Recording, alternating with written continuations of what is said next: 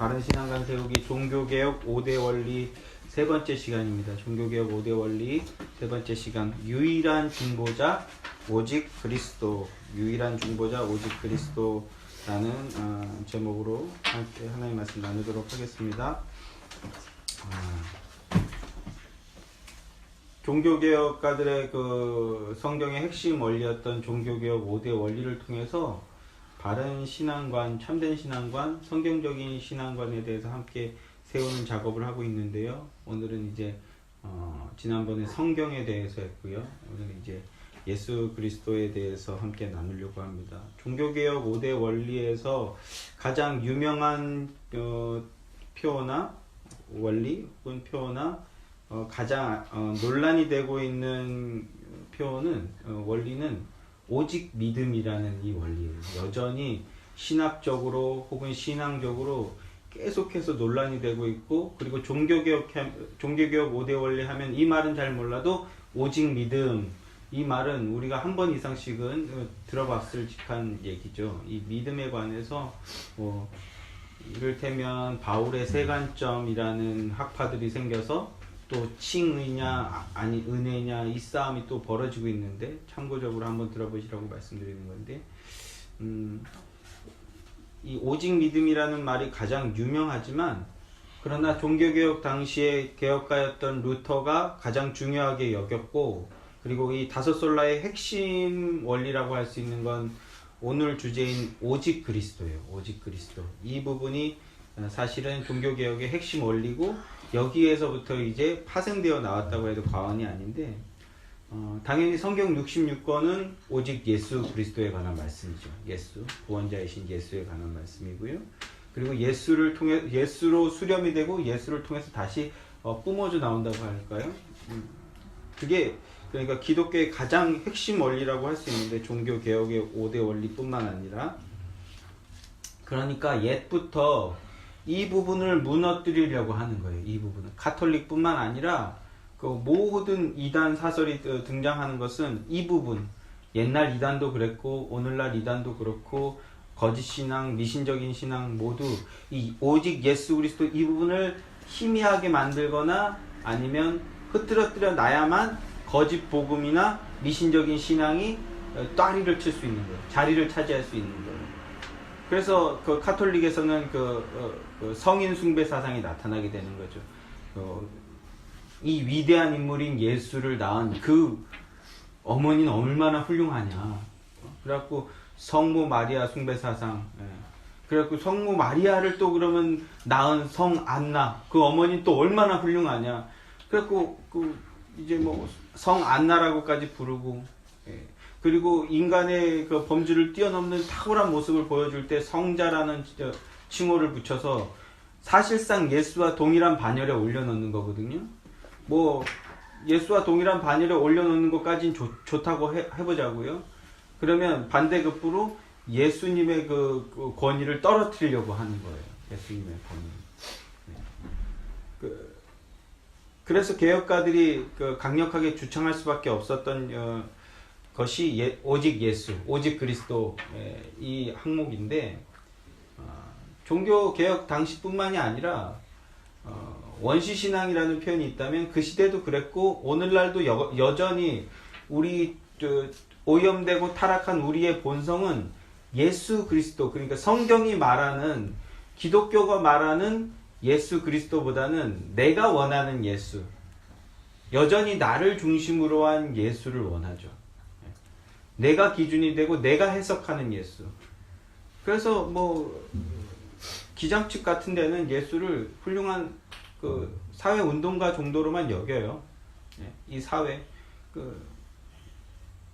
선한 영향력을 끼친 사람, 사회의 부조리를 이렇게 혁명적으로 개선하려고 했던 사람, 그 사람의 그 뜻을 이어받자, 이런 수준으로 예수를 여기려고 하지만 성경은 그 수준이 아니라는 거죠.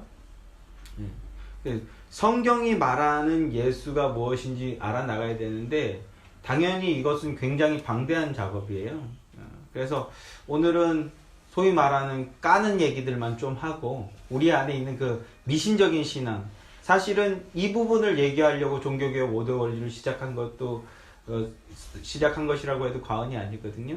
여전히 우리 안에 있는 그 거짓 신앙, 미신적인 신앙의 모습이 교회에서 어떻게 널리 통용되고 있는가, 이 부분을, 이거를 오늘은 그런 걸 까고 다음 주에 이제 두 편으로 나눠서 다음 주에 이제 성경이 말하는, 그리고 종교개혁가들이 강조하려고 했던 오직 그리스도의 부분에 대해서 성경적으로 좀 깊게 살펴보려고 하는데요. 우리 음력을 아직도 음력을 세시는 분들이 있죠. 생일을. 저희 아버님 생신을 이번에 추석 때 생신을 챙겨드렸는데 양력으로 하셨대요. 막 양력으로 했다 음력으로 했다 그러니까 헷갈려가지고 저희는 음력으로 계산했더니 살짝 삐지셨던 것 같아요. 생일 때 전화도 한 통도 안 오고 말이야. 이래서 그런데 음력으로 우리 계산하고 있었다니까 바로 마음이 풀리셔갖고 여기 와서 이제 생신 케이크 해드리고 했는데 여전히 이제 음력으로 생일을 세시는 분들이 계시죠. 그래서 우리 아버님, 어머님 수첩에다 꼼꼼하게 적어놨는데 혹시나 예수의 교회 성도신데 빠뜨리면 또 담임 목회자가 목회를 막 이런 소리를 들을까봐 꼼꼼하게 체크하고 있다는 사실을 또 한번 말씀을 드리면서 음력을 세시고 계신데 음력이라는 게 뭘까요? 그렇죠. 원력과 달력인데 이거는 사실 문화적인 측면이기 때문에 어느 게 옳고 그르다라는 건 중요하지가 않은데 음력이라는 건 달 문화예요. 예, 달, 매달. 그러니까 이 또 달을 숭배하던 사상에서부터 온 거죠. 농경사회가 특히 농경사회가 달을 중심으로 해서 이렇게 달의 흐름을 보고 달과 별의 흐름을 보고 이제 농사의 시기를 이렇게 맞춰 갔던 거, 그런 데서 기인해서 오게 된 문화인데 이제 그 문화가 양력 문화로 완전히 이제 마지막 남아있던 문화가 완전히 바뀌는 거죠. 그래서 이 2000년도 세대들은 빠른이라는 개념이 없어졌잖아요. 그죠? 아직까지 30대들까지는 이 빠른 때문에 막 동갑이냐 아니냐 이런 걸로 엄청나게 대한민국이 특히나 스트레스를 받고 있는데 이제 양력 문화로 완전히 이제 개편이 되고 있는 과정 가운데 있는 거거든요. 근데 음력이라는 건 달을 숭배하던 사상에서부터 온 거예요. 달에게 정화수 혹은 정한수 뭐 이 말도 여러 가지 표현이 있는데 빌어놓고 비나이다 비나이다 우리 아들 요번에 서울 가는데 하는 일 잘 되게 해주십시오. 우리 애들 이번에 수시 면접 보는데 천지신명이시여 하늘님이시여 가서 잘 되게 해주십시오. 비나이다 비나이다. 이 문화가 기독교 안에 그대로 흡수돼서 유입이 돼서 흡수돼 버린 거예요. 네. 그런 모습들이 우리 안에 여전히 남아있는 거죠. 근데 농경사회를 가지고 있던 우리뿐만이 아니라 카톨릭에서도 그런 모습이 여전히 난다는 거죠. 오늘은 이 부분을 통해서 이것은 정확하게 기독교가 아니다라는 것만 얘기해도 중요한 거 하나를 세우는 것 같아요. 자, 달을 숭배하거나 그리고 나무 앞에서 정화수 떠놓고 이제 우리네 어머니들 밤마다 정갈하게 옷을 입고 기도를 치성을 드리셨는데 기도라는 표현보다 치성이라는 표현, 그러니까 하늘을 간복시켜서 그 하늘로부터 뭔가를 얻어내겠다는 사상, 여전히 기독교 안에 또 이런 모습이 남아있는데 그런 치성을 드리는 거 이제 토테미즘이라고 하죠. 토테미즘. 근데 이거보다 조금 더 강력한 걸 원하는 거예요, 우리는. 예, 토테미즘 그냥 달의 정령이라든지 혹은 뭔가 영험해 보이는 뭔가를 붙들고 기도하는 건 뭔가 절대적인 권위가 있다면 그로부터 힘을 얻고 싶어 하는 것은 죄악된 우리의 본성이잖아요. 한 번은 이게 좀 여담이지만 제가 아침에 출근하면서 되게 후회되는 게 하나가 있는데 뭐냐면 그날 아침에 이제 여기 다리를 하나 건너야 되는데 그 다리 이름을 모르겠어요. 할라 비발디 앞에 있는 다리 이름을 모르겠어요. 무슨 교회야? 공일천교 아닌가? 공일천 교회요? 거길 지났는데 아침에 물안개가 이렇게 쫙 끼어 있더라고. 물안개가 벌써 그것만 해도 분위기가 쫙 좋아. 물안개가 쫙 끼어 있는데 그 다리 밑에 풀이 많거든요.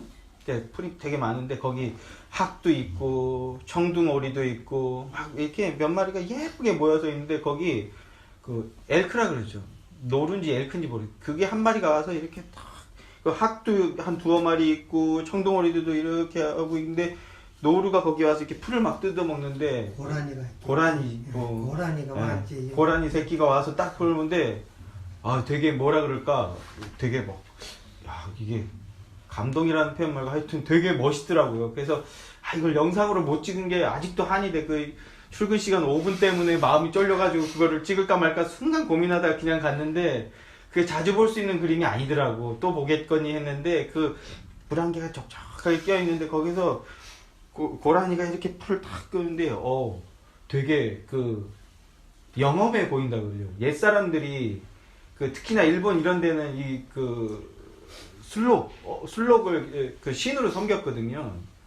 그래서 애니메이션 원령공주 이런 거에도 보면 거기에서 제일 자연의 정령의 신이 술록인데 아 사람들이 이런 모습을 보고 뭔가 영험함을 느꼈구나, 영험하다고 느꼈구나, 용오름 같은 걸 보고 용이 승천한다라고 느꼈듯이 그런 뭔가 매개체를 보고 그 매개체를 통해서 하여튼 그 영상을 찍어서 딱 보여드렸으면 와 진짜로 이게 되게 멋있다라고 함께 나눌 수 있었을 것 같아요. 진짜로 보기 좋았거든요. 그래서 이 매개체를 보고 그 매개체를 통해서 신과 접촉하기를 원하는 걸 뭐라고 하냐면 샤머니즘이라고 해요. 샤머니즘. 중간 매개체. 그 중간 매개체가 나를 위해서 뭔가를 막 퍼포먼스를 해주면 크게 위안을 받는 거죠. 우리 또래부터는 뭔가 이게 무속신앙을 좀 저급한 거, 좀 나쁜 거 이런 인식이 있어요.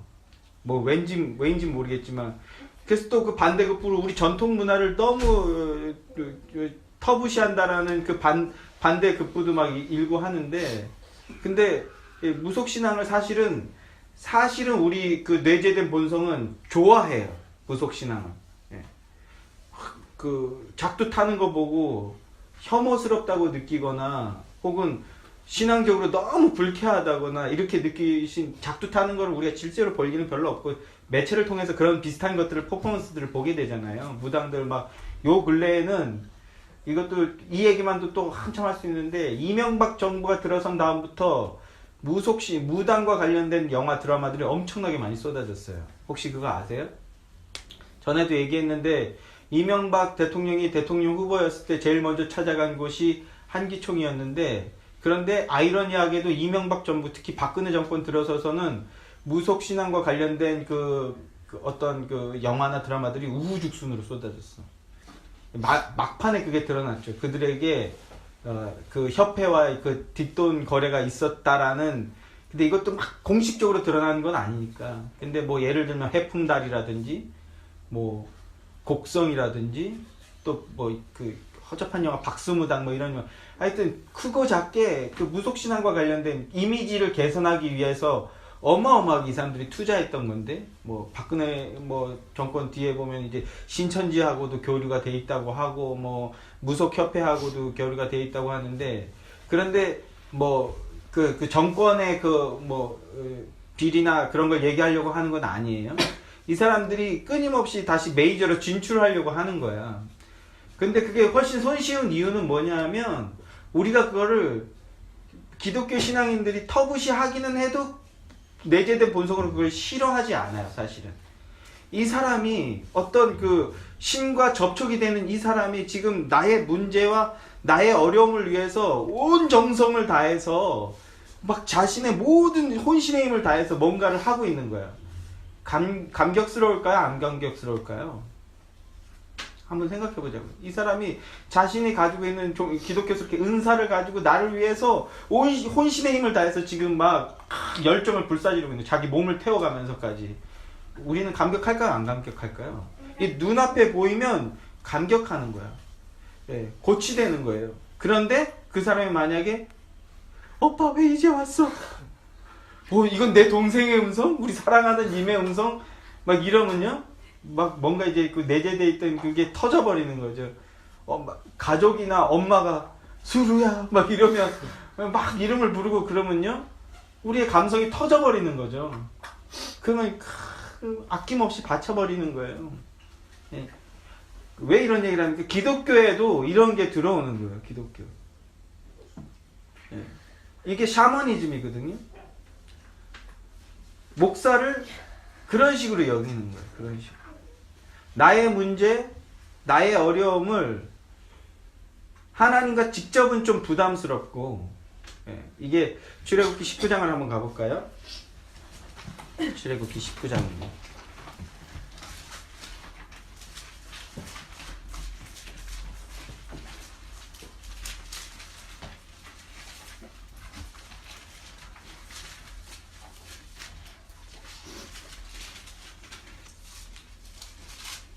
보드 좀 갖다 주세요. 보드나 펜 좀.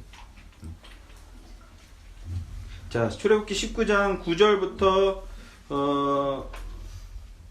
12절까지만 읽을까요? 출애굽기 19장 9절부터 12절 다 함께 시작. 여호와께서 모세에게 이르시되 내가 빽빽한 구름 가운데서 내게 임함은 내가 너와 말하는 것을 백성들이 듣게 하며 또한 너를 영영히 믿게 하려 함이니라. 모세가 백성의 말을 여호와께 아뢰었으므로 여호와께서 모세에게 이르시되 너는 백성에게로 가서 오늘과 내일 그들을 성결하게 하며 그들에게 옷을 빨게 하고 준비하게 하여 셋째 날을 기다리게 하라. 이는 셋째 날에 나 여호와가 온 백성의 목전에서 시내산에서 강림할 것이니 너는 백성을 위하여 주의 경계를 정하고 이르기를 너희는 삼가 산에 오르거나 그 경계를 침범하지 말지니라. 산을 침범하는 자는 반드시 죽임을 당할 것이니라. 이게 어떤 내용이냐 하면, 이거 은근히 매주 반복하는 멘트인데 출애굽기 할 때 이 부분도 자세하게, 조그만 거 가져오셨어도 됐는데 왜 애들 거 그거 있잖아. 아무튼 갖고 오셨으니까 출애굽기 할 때 자세하게 살피게 되겠습니다만, 시내산이라는 어떤 그 장소를 지정해 놓고 하나님의 백성들과 만나려고 하는 거예요. 그거 제 그 책상에 있어요. 책상 거기 보드, 내 책상 보드 앞에 그 항아리병 앞에 있어요. 지금 시내산이라는 장소를 지정해 놓고 하나님이 우리와 만나 주시려고 하는 거예요. 여러분, 하나님 만나시는 거 원하십니까? 안 원하십니까? 확실하게 대답들을 못 하시는. 하나님 만나고 싶으세요? 안 만나고 싶으세요? 만나고 싶죠. 예. 하나님이 근데 우리가 만나 주시겠다고 얘기하는 거예요. 근데 뭐가 문제예요? 하나님을 직접 대면하면 어떻게 된다? 죽는다라는 거예요. 순리적으로만 생각해도 완전한 순결이 완전한 정결함과 부정결이 만났어요. 우리 쪽에서 견디지를 못하는 거예요. 제가 그래서 폭발할 것이다 이런 표현을 쓰는데, 여기 완전하게 정결하고 거룩한 존재인데 나는 부정결하고 불순하고 성결하지 못해요. 딱 1대1로 만났을 때 우리 쪽에서 견디지 못하는 거야. 그래서 네가 죽을 것 같으니까 그냥 오지 마. 위험해. 이렇게 얘기하는 거예요. 뭐예요? 만나 주시려고 안전장치를 마련해 주신 거예요. 안전장치. 이건 무슨 뜻이? 만나겠다라는 거예요. 하나님 편에서는. 자, 근데 이 구조를 보시면요, 어떤 구조로 되어 있냐면, 여기 이제 시내산이라고 하자고요. 시내산이에요. 여기에 이스라엘 백성들, 무리들이 모여 있는 거예요. 그리고 이 앞에 있진 않았는데 구름이 빽빽하게 있어. 구름이. 그리고 하나님이 여기에 임재하시는 거예요. 1, 2, 3단으로 되어 있어요. 1, 2, 3단. 이게 굉장히 의미심장해요. 경계를 쳐서 여기부터는 함부로 들어오게 하지 마. 그리고 여기는 누구만 와? 모세 너만 와야 돼. 왜냐하면 그냥 오면 죽으니까. 지금 모세는 뭘 하고 있냐면, 뭘 지금 예비하고, 모형이라고 하는데, 중보자라는 말 어렵지 않으시죠? 중보자를 대리하고 있는 거예요. 이 사람이 진짜 중보자가 아니라, 진짜 중보자는 따로 있는데, 지금 모형으로 미리 예고편격으로 얘가 쓰임받고 있는 거예요. 이 존재가. 중보자가 뭡니까? 엄마랑 아빠랑 싸웠어요. 엄마가, 재암아, 아빠 밥 먹으라 그래. 재암이, 아빠 밥 먹어요. 재암아, 엄마한테 밥 안 먹는다 그래. 왔다 갔다 하는 사람.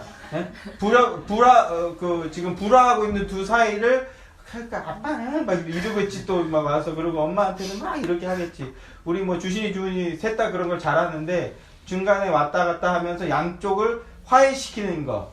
그게 중보자거든요. 네.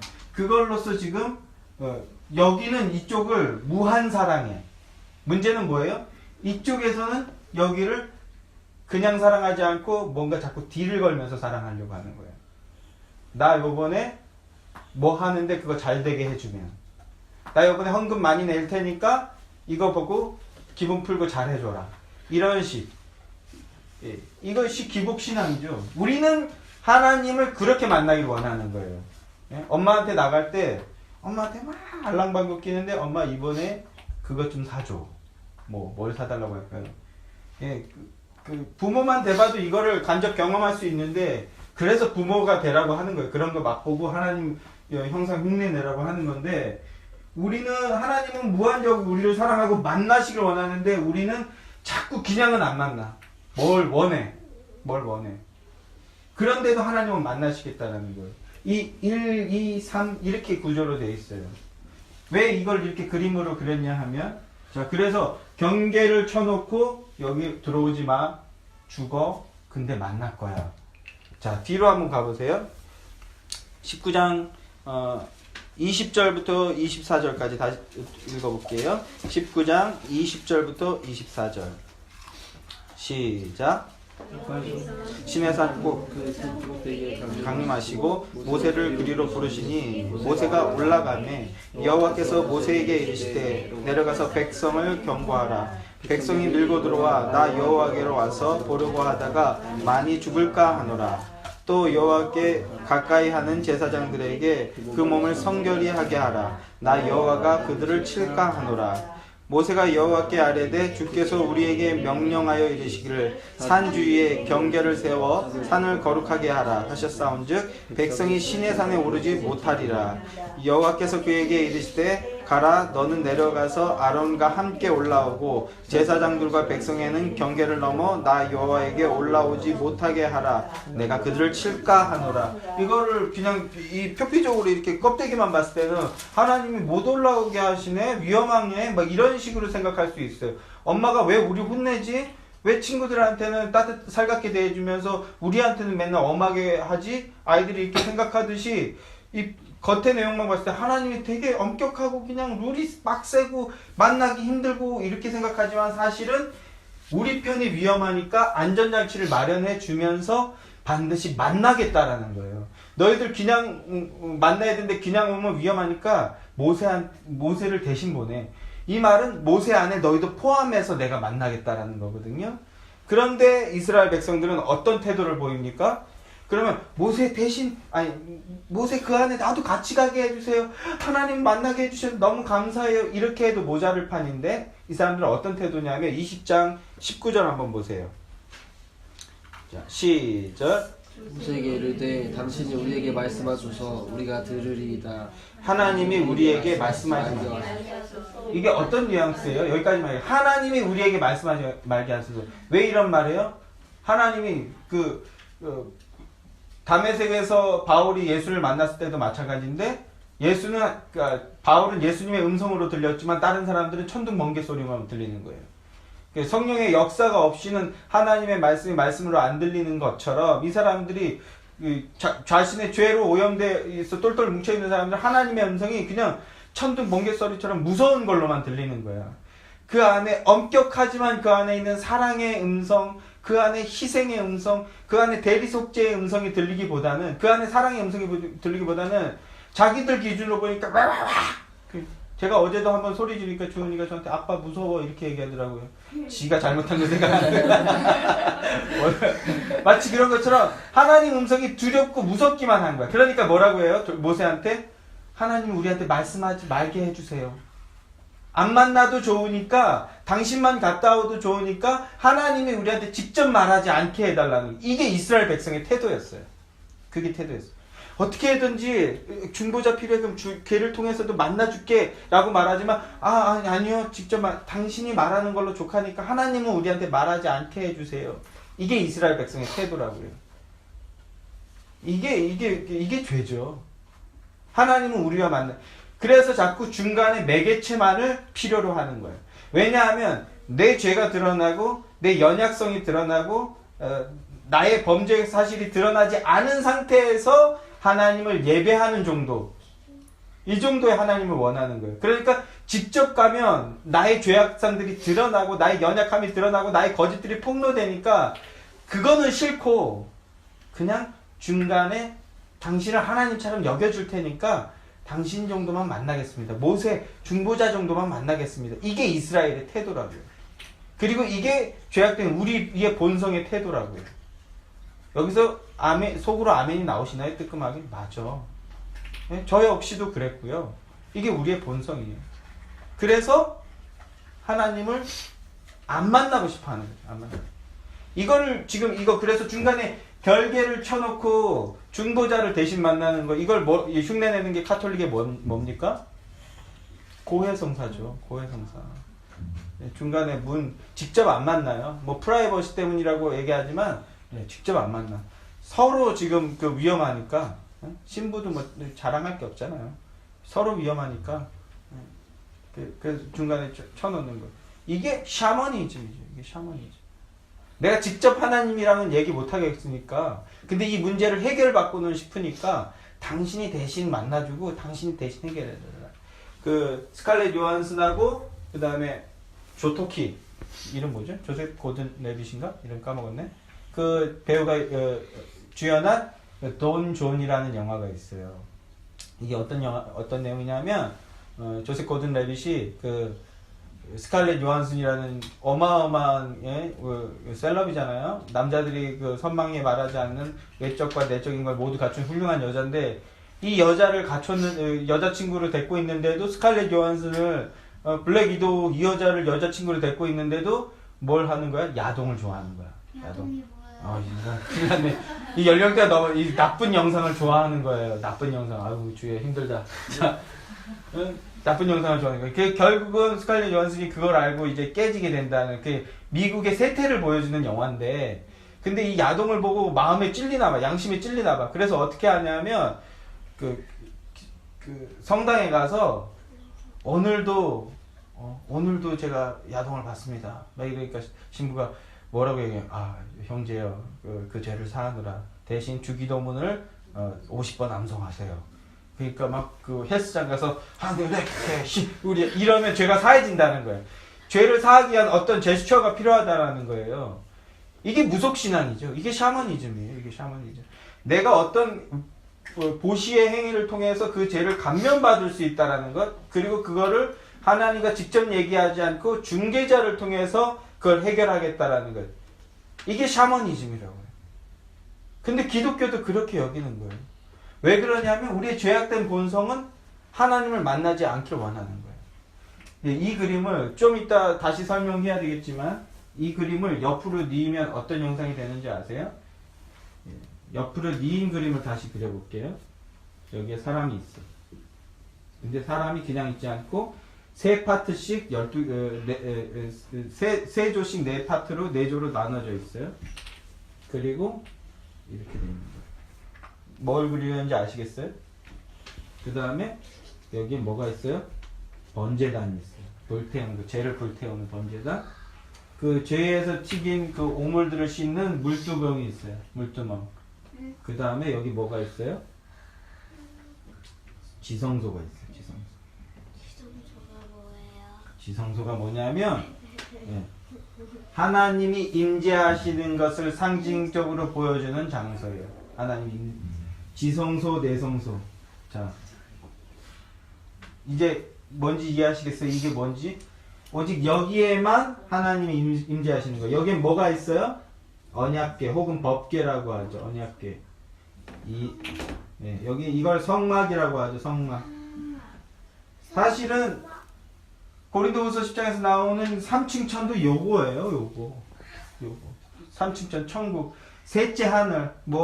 연옥이 있고 1층, 3층 이렇게 카톨릭은 이렇게 해석하지만 이건 엉터리 해석이고, 뭘 하나님의 임재를 얘기하려고 하는 거예요. 그건 하나님의 임재는 뭐예요? 만나 주시겠다라는 거거든요. 여기 그래서 무리들이 여기까지는 올 수 있어. 여기까지는. 근데 여기부터는 특별한 사람만 들어갈 수 있어. 누가 들어갈 수 있어요? 이 성소에는 누가 들어갈 수 있어요? 제사장만 들어갈 수 있어. 그리고 이 휘장이 쳐져 있죠. 성소 안에 내성소와 위대한 성소, 지극히 거룩한 정소, 지성소 두 개로 나뉘는데, 여기를 가르는 기점이 무엇이 기점이에요? 휘장이 기점이죠. 휘장. 이 휘장이 언제 찢어졌습니까, 여러분? 언제 찢어졌어요? 예수님이 십자가에 못 박혀서 죽으셨을 때 이 휘장이 위에서 아래로 찢어졌어요. 근데 이 휘장은 이런 실크가 아니에요. 이 두께가 건빵 2개 겹쳐놓은 정도의 두께. 이게 그냥 인위적으로 끊을 수 없는 두께로 되어 있는 그런 천막이에요. 그게 위에서 아래로 찢어졌어요. 이건 뭘 의미하는 걸까요? 이건 이제 뭐 나중에 결론적으로 얘기하는데, 예. 그러니까 사람들이 여기까지 오지만 여기는 중보자를 통해서만 올 수 있다. 이게 성경에 일관된 얘기예요. 성경에 일관된 얘기. 예. 그래서 이 성막을 주신 것도 뭐예요? 만나겠다라는 거예요. 내가 어떻게든 너와 만나기 원해. 왜? 만나야 살거든. 그런데 사람들은 어떻게 해요? 이 뜰의 예배라고 하죠. 이사야 6장에 보면 여기까지만 오는 거야. 그리고는 나 예배했어. 제가 20대 때 좋아하던 어떤 대형교회 그 예배 모토가 뭐냐면 뜰의 예배예요. 뜰의 예배. 다양한 문화를 통해서 어떻게든 교회를 오고 예배에 참석한 걸로 됐다. 그것만 해도 충분하다. 되게 뭐라 그럴까, 넓게 열린 문, 편안하게 그냥 CCM이라는 걸 이용해서 예수를 접하게 하는 것만 해도 좋으니까 하면서 되게 이게 우수한 예배라고 생각했는데, 사실은 성경에서 너희가 그걸 예배했다고 생각하지 난 그걸 예배로 받아들이지 않아라고 성경에 명시적으로 써 있음에도 불구하고 뜰의 예배라는 예배로 사람들 모여들이게 하는데 급급한 거야. 모여들이게. 하나님은 이걸 혐오스럽다고 표현하세요. 이런 걸. 자, 지금 다시 돌아와서 샤머니즘을 얘기하려고 하는데, 가톨릭에서 얘기하는 이걸 흉내내는 거죠. 다시 돌아와서 가톨릭의 고해성사는 뭐예요? 내가 내 죄 그대로 하나님께 나아가면 안 될 것 같으니까 내 시각에서, 내 기준에서 하나님을 만난 걸로 퉁치겠다라는 거예요. 그래서 사람을 이용하는 거지. 대신 그만한 대가를 지불하겠다. 그래서 나중에 교황이라는 권력을 갖게 되잖아요. 그 사람들의 비밀을 알아버리니까 여기에서 또 오는 권력도 생기고. 오늘날 이 모습이 기독교에도 있습니까? 없습니까? 예, 있어요. 제가 여러분들 아마 안수기도 해드릴 일은 별로 없을 거예요. 안수기도. 구약 출애굽기에서 얘기하는 안수의 개념은 뭘까요? 죄의 전가라고 해요. 죄의 전가. 만약에 여기 다시 일로 돌아가 볼게요. 그러면 이제 이 번제단이라는 곳에, 이곳이 뭐 하는 곳이에요? 제물을 죽이는 장소예요. 제물을. 우리가 아사셀 양 말씀 많이 드렸잖아요. 아사셀 양. 양, 염소 일로 갖고 오는 거예요. 2마리 갖고 오는데 자세한 얘기는 하지 않을게요. 와서 양을 갖고 와서 제사장 앞에 보이면 우리가 그 노래도 어린이들 알고 있죠? 어서 가자. 제사장께 보여야 해. 그 양을 가져가서 뭘 보여요? 이 양이 깨끗한가 안 깨끗한가. 흠이 없는 양이어야 돼. 깨끗한 양이어야 돼. 그걸 갖고 오면 안수하는 거예요. 수령지 전에도 했었죠. 여기에 양이 있고 여기 우리 지체가 한 죄인이 있으면 손을 얹으면 여기에 제가 이렇게 와서 일로 옮겨가는 거예요. 이게 성경이 말하는 안수 개념이에요. 이 죄가 내 능력이 아니라 하나님의 언약 때문인데 일로 와서 이 중보자라는 매개체를 통과해서 이쪽으로 옮겨져서 죄가 없어진 걸로 쳐주겠다라는 거예요. 근데 저는 중보자가 아니잖아요, 만약에. 근데 제가 여러분께 머리에 안수하면 어떻게 될까요? 만약에 진짜 안수가 이루어졌어. 그럼 어떻게 되는 걸까요? 성경적 개념으로 따지면은요, 내 죄가 일로 가는 거야. 내 것까지 다 가져가. 주여 미션이네. 기도했어.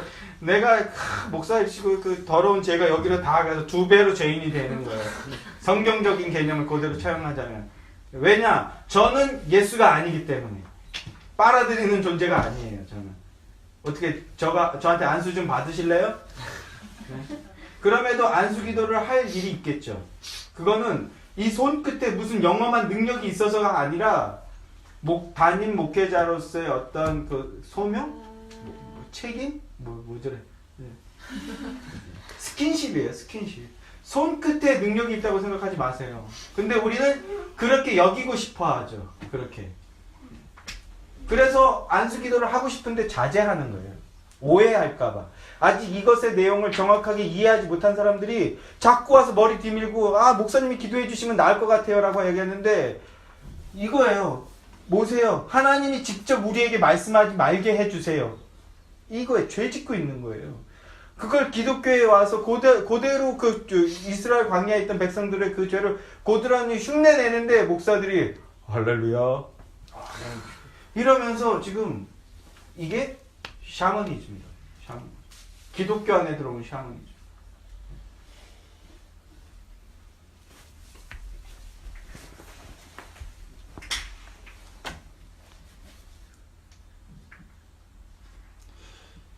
우리가 오직 예수라는 얘기를 하게 되는데 예수 그리스도 말고는 하나님께 나갈 통로가 없어요. 구약에서 모세나 여러 가지 인물들은 그 예수를 모형하는 거예요. 예표하는 거예요. 진짜가 와서 진짜 완전한 중보자 역할을 할 거야. 근데 우리 죄악된 우리의 심령은요 그렇게 만나고 싶지는 않아. 그렇게 만나고 싶지는 않아. 그냥 당신이 대신 해줘. 그러니까 적지 않은 교회들이 저 예전에 이제 그 의정부 살 때 포천에 할렐루야 기도원이라는 데를 엄청 자주 갔는데 거기 가면 국수도 공짜로 주고 호두 과자도 주고 뭐 그 주는 게 많아서 그리고 가면 한 4,000명 정도 들어갈 수 있는 그 예배실이 있어요. 거기서 막 그 당시에 그게 이제 89년도 90년도 이때니까 막 북치면서 막 현란하게 막 찬양하고 특히 그 이제 이단으로 공식 정제가 됐는데 김계아 원장이라는 원장이 나와서 할렐루야 막 하면서 엄청난 카리스마를 뿜어내면서 막 이렇게 저도 실제로 그 자리에 있었는데 골수암 걸린 어떤 청소년이 있었어. 그 골수암 걸린 애를 여기를 때려가지고 여기를 때려서 이 암이 여기로 나오게 하겠다라는 거야. 여기를 막 하면서 막 때리니까 누가 봐도 암덩어리일 것 같이 생긴 뭐 물컹한 물체가 일로 막 빠져나오는 거야. 그리고 고쳐졌다고 막 골수암이 일로 이렇게 턱으로 이렇게 빠져나와서 고쳐졌다고. 그거를 현장에서 봤어요. 저도 막 여기서도 나오고 막 그래 거기에 막 복수찬 아저씨들이 너무 무서웠는데 복수찬 아저씨들이 그 예배당 옆에 이렇게 일렬로 침대를 쫙 이것 좀 고쳐보겠다고. 거기 쫙 누워 있었어. 근데 진짜였을까요? 가짜였을까요? 가짜였어. 거기서 진짜로 병을 고치겠다고 온 사람들은 어떻게 됐을까요? 그런 건 이제 수면 위로 드러나지 않았기 때문에 모르겠지만 그 위에서 올라와서 막 해갖고 암덩어리 물 많이 먹은 스펀지 같이 생긴 막 뭐가 이렇게 물컹물컹 나오고 이런 것들 그렇게 고쳐질 수도 있겠지만 그렇게 고쳐지는 건 어디서 해야 됩니까? 병원에서 해야죠. 병원에서. 만약에 거기를 진짜로 찢어가지고 막 손으로 막 흰 그 장갑, 장례식 때 쓰는 그런 장갑 끼고 여기를 때리면 거기가 얼마나 심각하게 오염되겠어요. 큰일 나는 거지. 그런데 그 영험한 존재가 우리를 눈앞에서 막 고쳐주고 그리고 막 벙벙 뛰면서 막 이상한 소리 내고 하면 우리는 감동받는 거야. 날 위해서 저렇게 해주고 있구나. 날 위해서. 강심구 타는 거죠. 강심구 타는 거. 막 이상한 소리 내는 거. 아버지요. 막 이러면서. 무속신앙에서부터 온 거예요. 우리가 익숙한 그거. 성경 어디에도 그런 말씀하고 있지 않다고. 이게 종교개혁 직전의 기독교의 모습이었고 그걸 타파하려고 개혁자들이 오직 그리스도, 오직 성경으로 돌아가야 된다. 이렇게 주창했어요. 그래서 교회를 갱신하려고 했지만 다시 오늘날 한국 교회는 이런 말도 있어요. 그 종교개혁 직전의 카톨릭보다 더 타락했다. 한국 교회는. 여러 가지 요소가 있지만 그 중에 하나는 여전히 무속신앙적인 신앙이 그리스도 기독신앙이라는 이름으로 교회 안에 침투해서 성경과 상관없는 일들이 더 번창하고 있는 거예요. 저의 이런 말보다 그런 퍼포먼스를 보여주는 사람을 더 환영하고 더 기뻐하고 더 감사하는 거죠. 나를 위해서 저렇게 해주고 있다라는 거.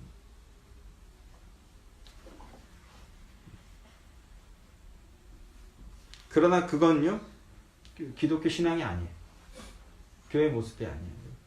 진정한 교회의 모습이 아니고 진정한 성경적 신앙이 아닙니다. 제가 여러분들을 위해서 기도하지만 저는 여러분을 위해서 기도해요. 그러나 제가 기도를 해야만 여러분들의 문제나 뭔가가 바뀌기 때문에 기도하는 게 아니라 제가 최소한 여기 담당 교육자로서 그 최소한 목회를 위해서 필요한 그 어떤 작업, 의무이기 때문에 하는 거예요. 제가 그렇게 기도함으로써 여러분 한 명 한 명 아직 몇 명 되지도 않는데 한 명 한 명을 좀 더 심령의 그 심령을 좀 더 깊이 헤아리고 교감하고 그에 맞는 권면을 하며 그에 어울리는 그 설교를 할 수 있기 때문에 더 기도를 하는 것이지 제가 여러분을 위해서 기도해야만 여러분의 문제가 해결되고 제가 여러분을 위해서 축원해야만 그렇게 되는 게 되기 때문에 하는 게 아니라고요. 우리가 인사치레로 뭐 목사님 기도해 주세요라고 말하는 건 나쁘지 않은 거예요. 서로 근데 여러분도 저를 위해서 기도해 주셔야 되는 거예요. 네? 왜냐하면 우리는 예수의 이름으로 기도하잖아요. 만약에 제가 기도해서 능력이 나갔다면 제게 기도에 영빨이 있기 때문에 그런 게 나간 게 아니라 이런 표현 자체가 그러니까 잘못된 표현이에요. 뭐라 그럴까 디스하는 거예요. 그냥 이런 표현 자체를 제가 이런 표현을 혹 이런 표현을 쓰는 건 뭐라 그럴까 그냥 이런 표현이 잘못됐다라는 걸 역으로 표현해 보는 거고 우리가 성도이기 때문에 서로 기도해야 되는 것은 맞지만 목사가 기도하면 뭐가 바뀌고 목사가 뭘 하면 바뀌어 이런 건 샤머니즘이라고요. 샤머니즘. 이건 기독교 신앙이 아니라고요. 이제 이 껍데기를 벗어버리시기 원해요. 혹시나 여전히 그런 마음이 있다면 그 껍데기를 벗어버리시기 원해요. 히브리서 10장으로 한번 가봅시다. 히브리서 신약 성경 뒤쪽에 있어요. 10장.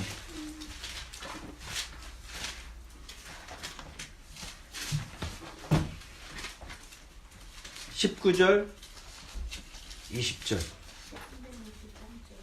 네. 히브리서 10장 19절부터 20절 말씀.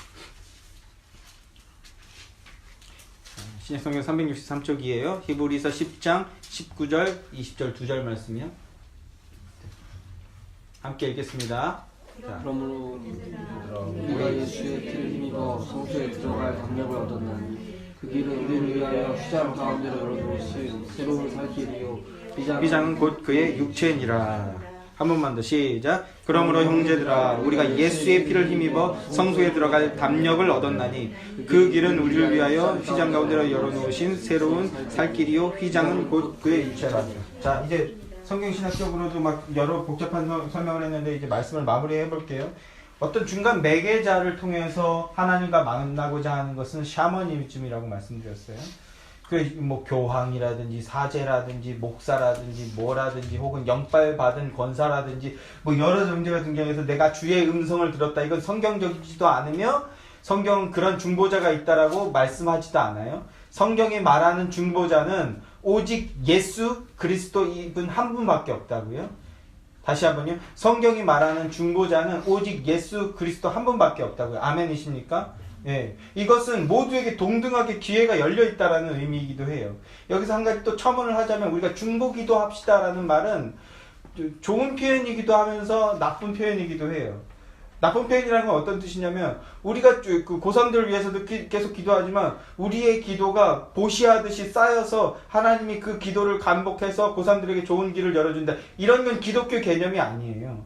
우리가 한 지체이기 때문에 마음을 나누는 차원에서 하나됨을 누리는 차원에서 어떤 고3이라든지 어려움 겪은 이들을 위해서 기도하는 것은 좋은 것이지만 그 기도가 쌓여서 뭐 정립됐기 때문에 응답되고 이런 개념은 성경적인 개념이 아니라고요. 그러니까 제가 우스갯소리처럼 하면 웃고 끝나시는데 마치 중보자의 기도처럼 기도하듯이 기도합시다. 이렇게 말하면 중보 기도합시다랑 중보자이신 예수 그리스도를 그 중보자이심을 믿으며 중보 기도하듯 기도합시다.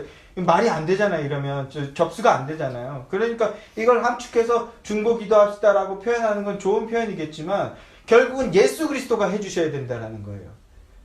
그런 의미인 것을 이해하고 중보 기도합시다라고 표현했을 때 아멘하며 기도하는 것은 좋은 것이지만 우리가 같이 기도하는 건 좋은 거란 말입니다. 그런데 우리가 중보자가 되어서 기도해 주자라는 개념은 비성경적인 개념이라고요. 이런 말 한마디도 매우 신중하게 쓰거나 매우 고도로 훈련된 상태에서 써야 되는데 우리 중보기도 합시다 주여 삼창합시다 하면 우리가 마치 뭐라도 하는 것처럼 여겨지고 내가 뭘 하고 나 때문에 제가 뭐가 되고 이런 게 우리의 본성은 더 좋단 말이에요. 그러나 다시 한번 이건 비성경적인 개념이에요. 왜냐? 중보자는 사람 중에는 없어요. 오직 예수 그리스도밖에 없다고요. 아멘이십니까? 자, 그래서 히브리서는 뭐라고 얘기하죠? 예수의 피를 힘입어. 십자가의 피는 히브리서의 핵심 그 히브리서를 한 문장으로 그 요약하면 한 단어로 요약하면 영단번 제사예요. 영단번 제사. 이게 무슨 말이냐면 단 한 번 제사로 드려졌는데 이 제사의 효력은 영원하다라는 거예요. 그게 예수님의 십자가의 그 보혈이라고요. 구약에서는 매년 갱신했어야 됐어. 매년 갱신했어야 됐어요. 저 죄를 매번 혼나기 뭐하니까 모아놓고 한 번에 하겠다. 이 비슷한 개념이 오늘날에도 있다고요. 그런데 이게 구약적 개념인데 그거는 예수를 예표하는 거고 진짜 제사요 진짜 제물인 예수가 와서 십자가에 죽으시는 게 이게 진짜 제사인데 그 제사의 효력은 영원하다는 거. 언제까지? 완전하게 그 천국이 도래할 때까지. 딱 한 번만 드려지면 돼요. 그렇기 때문에 그 제사의 제물이요 그 제사였던 예수를 말하면 무시로 이제 제사를 드리는 거라고요. 이게 기독교 개념이라고요. 무시로. 보세요. 이 휘장이 언제 끊어졌다고요? 예수님이 십자가에 끊으실 때 이 휘장이 있을 때는 이 구름이 있을 때는 중보자만 들어갈 수 있었어. 중보자만. 모형인 중보자만. 그런데 이게 끊어졌어요.